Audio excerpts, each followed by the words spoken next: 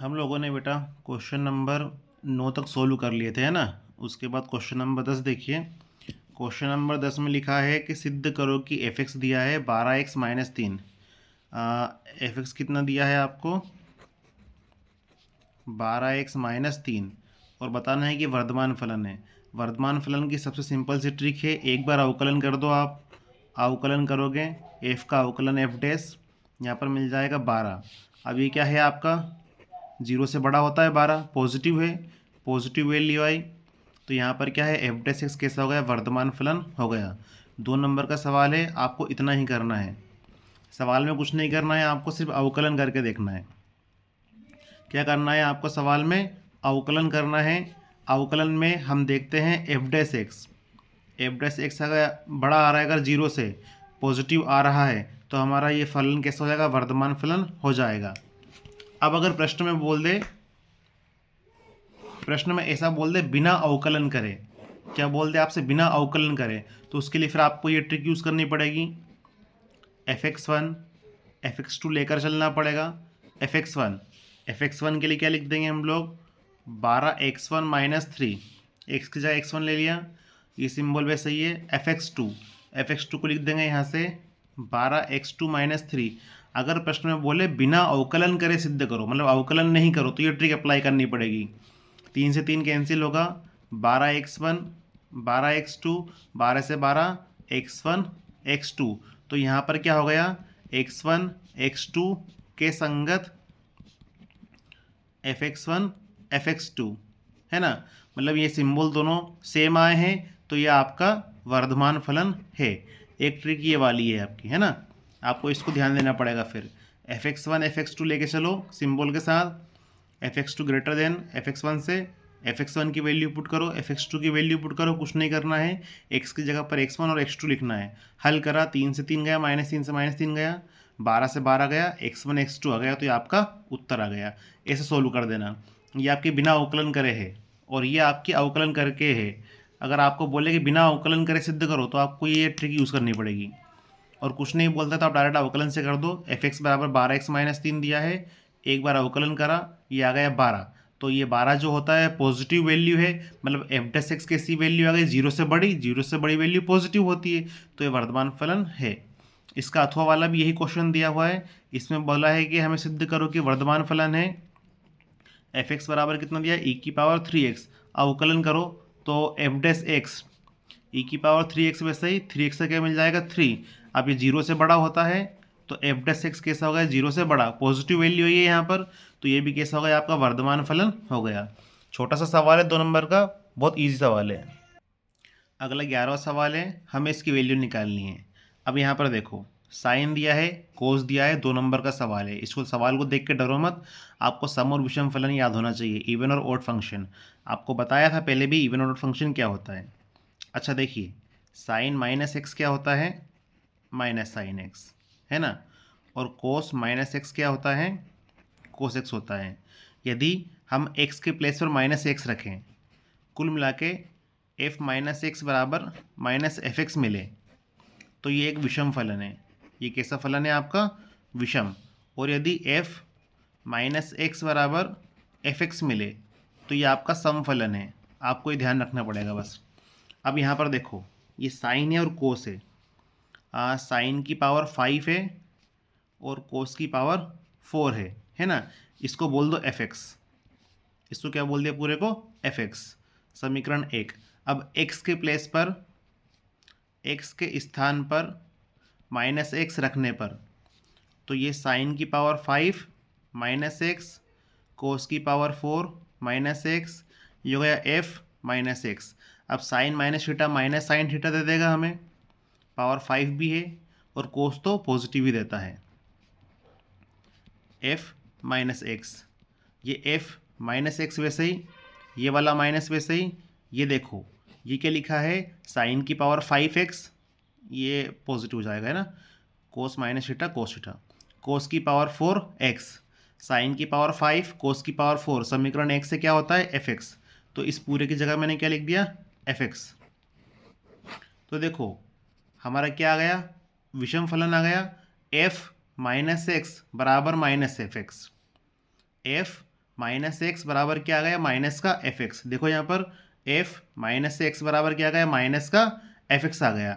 मतलब ये हमारा जो दिया हुआ फलन है, ये साइन की पावर 5 कोस की पावर 5 कैसा फलन है, विषम फलन है। और विषम फलन का समाकलन कितना होता है, अगर लिमिट बराबर हो तो 0। फॉर्मूला क्या है आपका, ये अथवा वाला सवाल अगले पेज में बता दूंगा। लिमिट अगर माइनस ए से ए है, एफ एक्स डी एक्स, ये एफ एक्स यदि एफ एक्स कैसा हो, विषम फलन हो, कैसा हो, विषम फलन, तो उत्तर आता है 0। इसका अर्थ क्या है, एफ एक्स कैसा हो, एफ एक्स हमारा विषम फलन हो और लिमिट माइनस ए से ए हो, तो उत्तर क्या आता है 0। यहाँ पर देखो आप, एफ एक्स हमने किसको माना था, इसको, है ना। एफ एक्स किसको माना हमने, इसको। साइन की पावर 5x कोस की पावर 4x को, ये डी एक्स वैसे ही, ये बराबर का 0। लिमिट माइनस ए से ए, या 1 से 1 है, माइनस 1 से 1, ठीक है। इसकी वैल्यू 0 आ गई। इसको एक बार ध्यान समझिएगा, ये सवाल था, इसमें से हमने फलन निकाल दिया, ये हमारा फलन एफ एक्स हो गया, ये हमारा एफ एक्स हो गया, है ना। तो एफ एक्स बराबर इसको माना, एक्स के स्थान पर माइनस एक्स रखो, एक्स के स्थान पर माइनस एक्स हमने यहाँ पर पुट किया। Sine minus theta minus sine theta होता है, sine minus theta minus sine theta, और cos minus theta cos theta होता है, कोस पॉजिटिव हो जाता है, ठीक है। ये वैसे चल रहा है। अब साइन की पावर 5 कोस की पावर 4, साइन की पावर 5 कोस की पावर 4 एफ एक्स से समीकरण 1 से, तो इसकी जगह हमने एफ एक्स लिख दिया। तो एफ माइनस एक्स बराबर माइनस एफ एक्स आ गया। यदि एफ माइनस एक्स बराबर माइनस एफ एक्स हो तो ये कैसा होता है, विषम फलन होता है। और विषम फलन का समाकलन 0 होता है यदि ये लिमिट बराबर हो। लिमिट भी बराबर दी है हमको सवाल में, -1 से 1 दी है। देखो माइनस ए से A F x D x 0 होगा यदि एफ एक्स कैसा हो, विषम फलन हो। तो यहाँ पर एफ एक्स विषम फलन हो गए, अतः इसका समाकलन 0। आपको एग्जाम में इतना ही लिखना है, यहाँ से प्रोसीडिंग लिखनी है आपको, यहाँ से यहाँ तक, ये आपको सिर्फ 4 लाइन लिखनी है ना। फिर यहाँ पर आप लिख देंगे अतः एफ एक्स विषम है, अतः एफ एक्स विषम है, और उसके बाद डायरेक्ट ये 0, ये कारण लिख देना। अगर कारण साइड में रीजन में कारण आएगा, ठीक है। तो इसको अच्छे से नोट कीजिएगा। अब ये मोड वाले सवाल हैं, तो मोड वाले सवाल अलग प्रकार से होते हैं, डायरेक्ट सोल्व नहीं किए जाते हैं। जनरली बेटा क्या होता है, जैसे -x लिखा है ना, तो इसको अगर मैं मोड के अंदर -x लिखूं तो इसको हम लोग अगले स्टेप में x लिख सकते हैं, है ना। अगर कोई सी वैल्यू मोड में है तो पॉजिटिव और नेगेटिव दोनों होती है, क्योंकि इसकी वैल्यू भी आपकी x होगी और इसकी वैल्यू भी आपकी x हो जाएगी। तो मोड के अंदर पॉजिटिव नेगेटिव दोनों होती है। यहाँ पर इसको सोल्व करना पड़ेगा। जैसे क्या लिखा है आपका x³ - x, इसको हल करते हैं हम लोग। यहाँ से x कॉमन निकालो तो बच गया x² - 1 बराबर 0। ये x बराबर 0 और x² - 1 बराबर 0। यहाँ से तो x बराबर 0, x² - 1² बराबर 0। अगले स्टेप में ये फॉर्मूला बन गया, तो x बराबर +-1 दे देगा। मतलब 3 बिंदु मिले हमें x के, -1, 0, +1। तो इस लिमिट को हमें तोड़ना पड़ेगा। हम 3 भागों में तोड़ेंगे इस लिमिट को। यहाँ से देखो ये लिमिट कहाँ से चालू होती है, -1 से 2 तक। -1 से कहाँ तक जाती है, 2 तक जाती है। अब -1 के बाद बीच में कौन आता है, 0 आता है। 0 आया और 1 आया, तो लिमिट 3 भाग में टूट गई। पहला भाग -1 से 0, ये वाला भाग -1 से 0, ठीक है। दूसरा भाग 0 से 1, 0 से 1। तीसरा भाग 1 से 2, 1 से 2। हमें ये वैल्यू लिखनी है। अब इस वैल्यू को देखो आप, ये वैल्यू लिखी है x³ - x। अब ये पॉजिटिव लिखें या नेगेटिव लिखें, मतलब x³ - x पॉजिटिव लिखें या x³ - x नेगेटिव लिखें, क्योंकि ये हमारी वैल्यू किसके अंदर लिखी हुई है, मोड के अंदर। तो ये तो पॉजिटिव होगी या नेगेटिव होगी, चेक करते हैं। क्या है हमारा कथन, समीकरण है हमारा x³ - x, ठीक है। अब देखो पहले इसके अंदर बात करते हैं। -1 से 0, तो -1 से तो बड़ी, ये छोटी लिमिट है, ये बड़ी लिमिट है। -1 से 0, तो यहाँ पर और कौन हो सकता है, माइनस का 0.5 होगा यहाँ पर बीच में, माइनस का 0.5 5 होगा, तो माइनस का 0.5 हम ये रख के देखते हैं। तो माइनस का 0.5 मतलब माइनस का 1/2, माइनस का 1/2 रखा हमने, यहाँ पर भी माइनस का 1/2 रखा। इसको हल करेंगे हम लोग तो ये माइनस का 1/8, ये प्लस का 1/2, इसको सोल्व करेंगे तो 8 एलसीएम ये हो जाएगा 4, ये आ गया 3/8, मतलब पॉजिटिव वैल्यू आती है। तो जब हम लोग -1 से 0 लिमिट लेते हैं, -1 से जब हम 0 लिमिट लेते हैं और इनके बीच की एक वैल्यू कोई सी भी हम लोग कोई सी भी वैल्यू रख देते हैं, बीच की वैल्यू रख के देखते हैं, तो यहाँ पर हमारा समाकलन पॉजिटिव आता है, मतलब यहाँ पॉजिटिव सिंबल रहेगा। मतलब यहाँ पर लिखना है x³ - x dx। अब इसको देखते हैं 0 से 1, ये हमारा 0 है, ये 1 है, यहाँ पर हमारा 0.5 होगा, 0.5 होगा, 0.5 मतलब 1/2। अब हम 1/2 रखते हैं, हमारी इक्वेशन है x³ - x, 1/2 रखो, तो 1/2 का क्यूब 1/8, यहाँ पर 1/2 रखो, हल करो, 8 एलसीएम आया, ये 2 चौक 8, या 1 आएगा, सॉरी, है ना, तो यह गया माइनस का 3/8। तो यहाँ पर नेगेटिव वैल्यू आती है, जब हम 0 से 1 पे हल करते हैं तो हमारी नेगेटिव वैल्यू आती है, तो हम लोग यहाँ पर माइनस का सिंबल लगा देंगे क्योंकि हम ये वाला यूज़ कर रहे हैं। अब जाएगा यहाँ पर x³ - x dx। फाइनली बचा है 1 से लेकर 2 यहाँ से यहाँ तक, तो इनके बीच एक वैल्यू रखेंगे 1.5 मतलब 1.5, 1.5 मतलब 1.5 मतलब 3/2। तो इस समीकरण में 3/2 रखते हैं, x³ - x में 3/2 रखते हैं, 3/2 रखा हमने, 3 का स्क्वायर क्यूब 27, 2 का क्यूब 8, ये 3/2, एलसीएम लिया 8 आया, यहाँ पे 4 बचेगा, 4 × 12, ये जल्दी जल्दी कर दिया मैंने, आपको आता है 15/8, पॉजिटिव वैल्यू आती है। तो हम जब 1 और 2 के बीच समाकलन करते हैं तो इसके बीच एक वैल्यू रख के देखी हमने 1 से, इस समीकरण में x³ - x में हमें x³ - x का समाकलन निकालना है, क्योंकि तो ये वैल्यू कैसी है हमारी, पॉजिटिव है, तो यहाँ पर भी पॉजिटिव वाला x³ - x लिया जाएगा। ठीक है, अब इसको हम लोग हल करेंगे, x³ हो जाएगा x⁴/4 माइनस x हो जाएगा x²/2, ये आपकी लिमिट है 0 से -1। x³ हो जाएगा x⁴/4, x हो जाएगा x²/2, ये 0 से 1, ये हो जाएगा x⁴/4, ये हो जाएगा x²/2, 1 से 2। लिमिट रखेंगे, पहले अपर लिमिट फिर लोअर लिमिट। अब 0 रखोगे यहाँ पर तो 0 ही मिलेगा, यहाँ 0 रखोगे तो 0 ही मिलेगा। Upper limit minus lower limit, पहले -1 लिखो, -1 रखो तो x⁴, तो 1⁴ 1 आएगा, 1/4 माइनस -1 यहाँ रखो, -1 का स्क्वायर 1, 1/2, ये फॉर्मूले का -1 रखो, 1/4, 1 रखो, 1/2, 0 रखोगे दोनों 0 ही देंगे।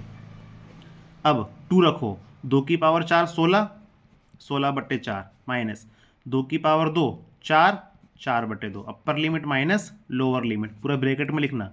1 रखो, 1/4, 1 रखो, 1/2, हल करा, 1/4, 1/2, 1/4 माइनस 1/2, इसको हल करा, 4 एलसीएम आया, ये 2 आया, तो माइनस का 1/4 हमको दे गया, माइनस का 1/4 दिया, माइनस माइनस प्लस 1/4 बचा, 1/4, 1/2, फिर से माइनस का 1/4 देगा, माइनस माइनस प्लस 1/4, 16/4, ये हो गया 4, 4/2, ये 2, 1/4, 1/2, माइनस का 1/4 देगा, minus minus plus.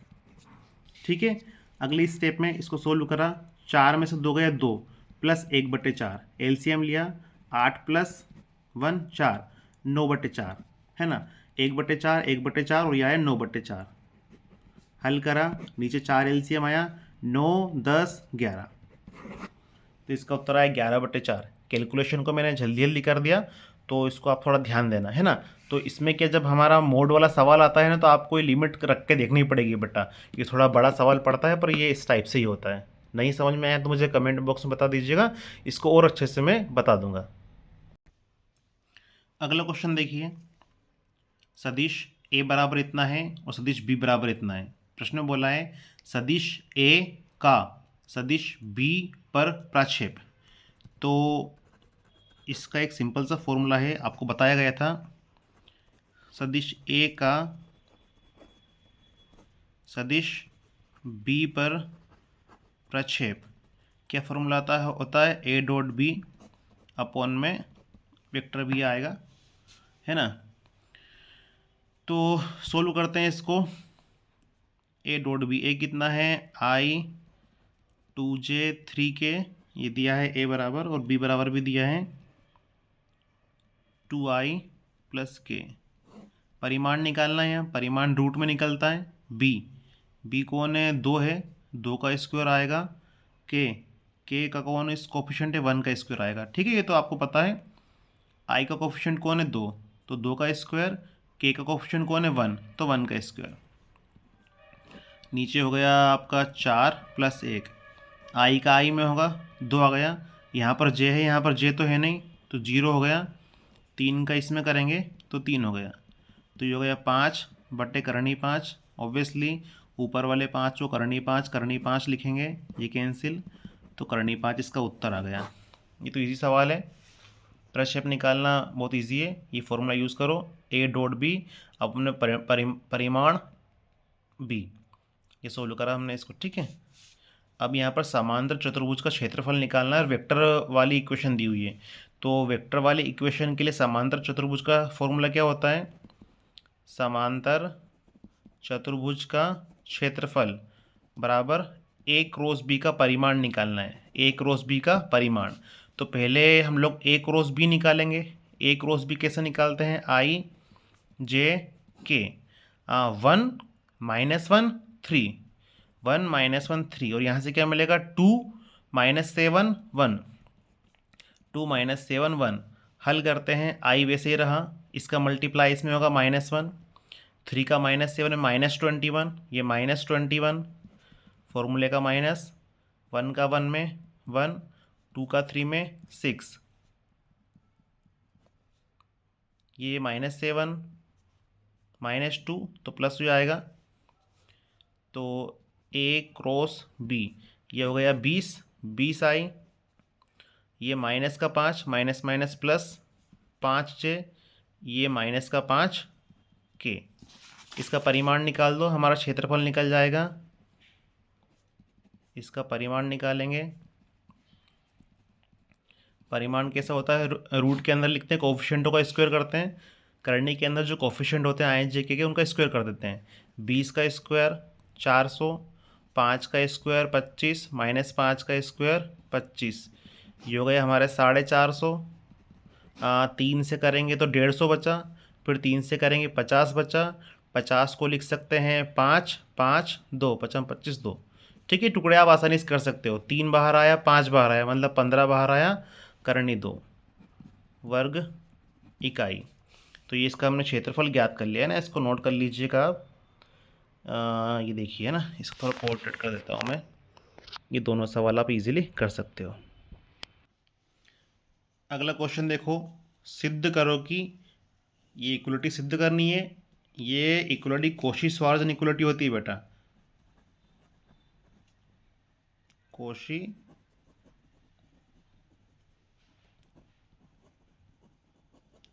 Cauchy-Schwartz equality होती है ना, ये प्रूफ करना है आपको। इजी है ये, इससे डरो मत आप लोग। सोल्व करते हैं, ए और बी हमारे दो सदिश है ना, तो ए और बी दो सदिश है, तो इनके बीच से कोण का फॉर्मूला क्या होता है, कोस थीटा।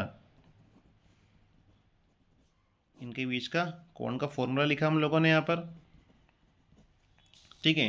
ये फॉर्मूला होगा समीकरण नंबर 1। अब चूंकि कोस थीटा की वैल्यू हमेशा या तो 1 के बराबर होगी या 1 से छोटी होगी, 1 से बड़ी वैल्यू नहीं होती।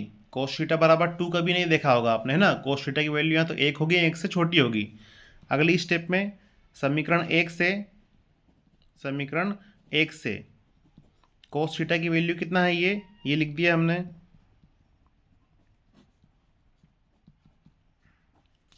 अगली स्टेप में ये ऊपर वाला तो वैसा का वैसे ही है, इसका मल्टीप्लाई है कर दो। यही तो प्रूफ करना था, कुछ भी नहीं करा इस सवाल में। ये कोशी-श्वार्ट्ज इनइक्वालिटी के बारे में पूछा था कि सिद्ध करो। अगर आपसे एग्जाम में ऐसा बोले कोशी-श्वार्ट्ज इनइक्वालिटी लिखकर सिद्ध करो, तो आपको ये लिखना है और सिद्ध करना है ना। तो कोस थीटा का हमने फॉर्मूला लिखा। हम जानते हैं कोस थीटा की वैल्यू ये होती है 1 से बड़ी नहीं हो सकती। तो कोस थीटा की वैल्यू ये हमने रख दी यहाँ पर समीकरण 1 से। अगली स्टेप में इससे गुणा यहाँ कर दिया और यही प्रूफ करना था। बहुत ईजी है, 2 नंबर लायक सवाल ही ये है। इसका अथवा देखते हैं अब हम। उसके अथवा का सवाल है x का मान ज्ञात करो, जिसके लिए ये सदिश दिया है, एक मात्रक सदिश है। अब मात्रक सदिश है तो उसका परिमाण क्या होता है? 1 होता है। मात्रक सदिश का फॉर्मूला है यदि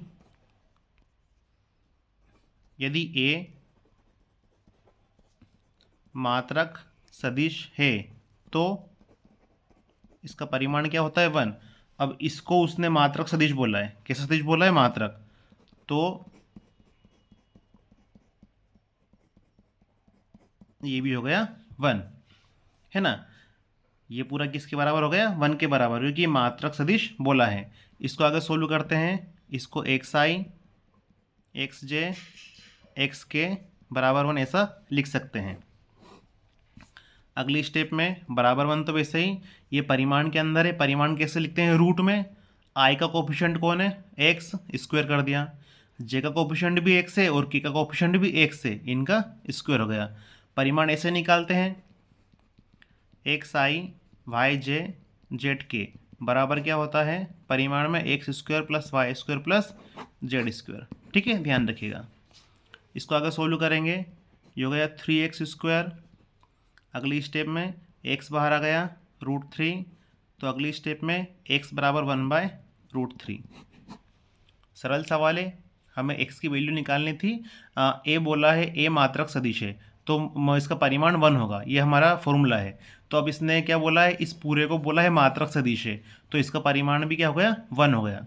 x का अंदर मल्टीप्लाई करा, बस i का कोफिशिएंट x, j का भी x, k का भी x, परिमाण निकाल दो। रूट के अंदर लिखेंगे x square x square x square, इसके अकॉर्डिंग बराबर 1। ये हो गया 3x स्क्वायर, x बाहर आ गया, √3 अपॉन में चला गया। ठीक है, इजी सवाल था। क्वेश्चन नंबर 14 है। अब इस वीडियो में इस क्वेश्चन ही और करेंगे, फिर हम अगले वीडियो में बनाएंगे क्वेश्चन 15 से। यदि एक रेखा के दिक् अनुपात दिया है a बराबर -18, b बराबर दिया है 12 और c बराबर दिया है -4, तो दिक् कोज्याएँ निकालनी है। दिक् कोज्याएँ क्या होती है? l बराबर a अपॉन अंडर रूट में a square b square c square, m बराबर b upon a square b square c square, और इसी प्रकार n बराबर c upon a square b square c square, है ना। तो l निकालेंगे। l क्या है? a है 18, या माइनस का 18 हो गया, a स्क्वायर माइनस का 18 का स्क्वायर, b 12 का स्क्वायर, c -4 का स्क्वायर। इसी प्रकार m निकल जाएगा आपका, और इसी प्रकार आपका n निकल जाएगा। तो एलिमेंट आपकी दिक् कोज्याएँ होती है ना। ये तो इजीली आप कैलकुलेशन कर लोगे बेटा। ठीक है, नहीं अगर कर पा रहे हो तो मुझे कमेंट बॉक्स में बता दीजिएगा, मैं कर दूंगा। अब ये अगला वाला सवाल हम देखते हैं। देखिए इसको, बिंदु 1 2 3 से गुजरने वाली रेखा का समीकरण ज्ञात करो जो इस सदिश के समांतर है। तो सदिश का रेखा समीकरण क्या होता है? a प्लस लेम्टा b वेक्टर में, है ना। a क्या होता है? किसी बिंदु से गुजरने वाला बिंदु होता है हमारा। तो a बराबर क्या दिया है? बिंदु दिया है हमको 1 2 3, तो a बराबर हो जाएगा हमारा i, इसको वेक्टर फॉर्म में लिखेंगे 2j 3k। a बराबर हमारा ये हो गया। और b क्या होता है? समांतर, जिसके समांतर जाती है, इस सदिश के समांतर जा रही है। b हमको दे के रखा है, b प्रश्न में दिया है 3i 2j -2k। देखो फिर से देखो, रेखा का समीकरण होता है a प्लस लेम्टा b। a बराबर a के हमें बिंदु दिए थे 1 2 3, वेक्टर फॉर्म में करा i 2j 3k, और b हमको दिया था। इस समीकरण में रख दो a और b के मान, तो वेक्टर r बराबर a का मान क्या है?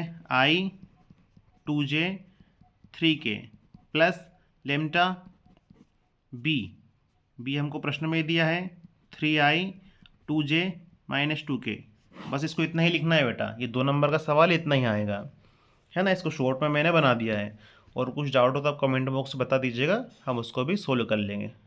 ओके बेटा।